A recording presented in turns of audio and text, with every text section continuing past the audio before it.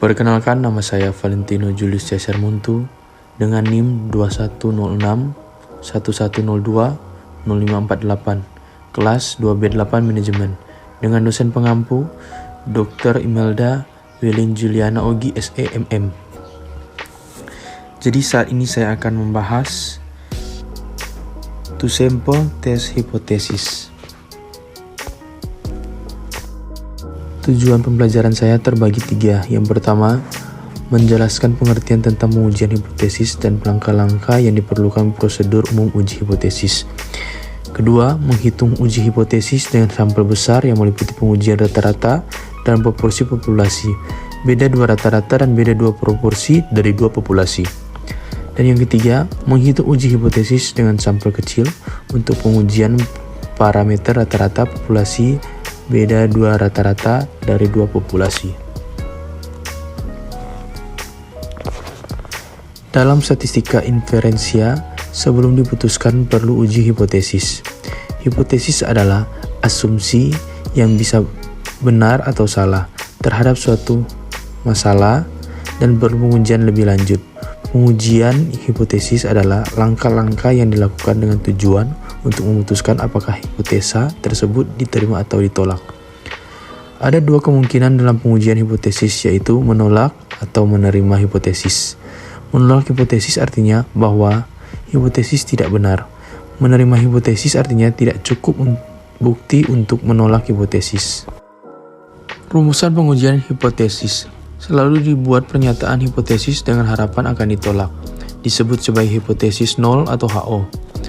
Penolakan hipotesis nol akan menjerumus pada penerimaan hipotesis alternatif H1. Dasar yang dipakai untuk merumuskan hipotesis antara lain A. Pengetahuan, B. Hasil penelitian, C. Pengalaman, dan D. Ketajaman berpikir. Sifat-sifat dalam pengujian hipotesis adalah A. Ada hubungan antara kesalahan jenis 1 dan kesalahan jenis 2. Memperkecil probabilitas melakukan kesalahan jenis 1 akan memperbesar probabilitas melakukan kesalahan jenis 2. Begitu pula sebaliknya. B. Probabilitas melakukan kesalahan jenis 1 dapat diperkecil dengan menyesuaikan nilai kritis. C. Makin besar ukuran sampel, maka nilai A dan B akan makin kecil. D. Bila hipotesis 0 salah, maka nilai B akan mencapai maksimum bila mana nilai parameter yang sesungguhnya dekat dengan nilai yang dihipotesiskan. Makin besar jarak antara nilai sesungguhnya dengan nilai yang dihipotesiskan, makin kecil nilai B. Kesalahan uji hipotesis. Dalam pengujian hipotesis dikenal dua jenis kesalahan, yaitu kesalahan jenis 1 dan kesalahan jenis 2. Kesalahan jenis 1 adalah kesalahan akibat menolak hipotesis 0, padahal hipotesis 0 benar, sehingga harus diterima. Kesalahan jenis 2 adalah akibat kesalahan menerima hipotesis 0, padahal hipotesis 0 salah, sehingga harus ditolak. Probabilitas melakukan kesalahan jenis 1 disebut taraf signifikansi, atau sama dengan P kesalahan jenis 1. P menolak HO benar. Probabilitas melakukan kesalahan jenis 2 disebut sama dengan P atau kesalahan jenis 2, sama dengan P atau menerima HO atau HO salah. Hipotesis nul dan hipotesis alternatif.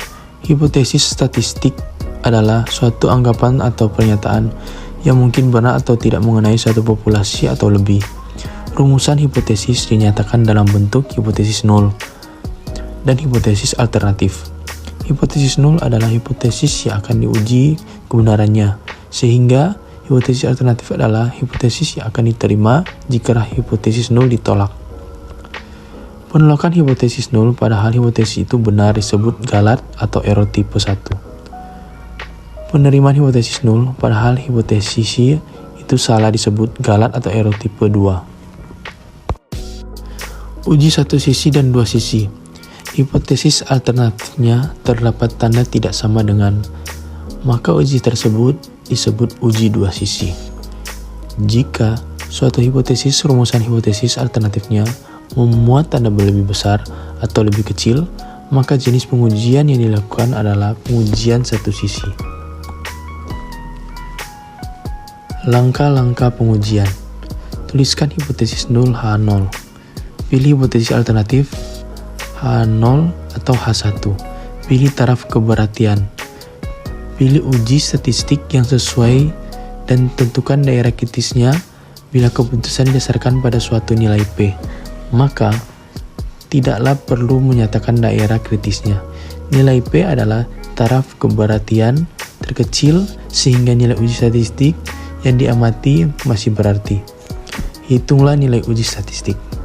Kesimpulan, tolak H0 bila uji statistik tersebut mempunyai nilai dalam daerah kritis atau bila nilai P hitungan lebih kecil atau sama dengan taraf keberhasilan yang ditentukan. Sebaliknya, terima dari H0.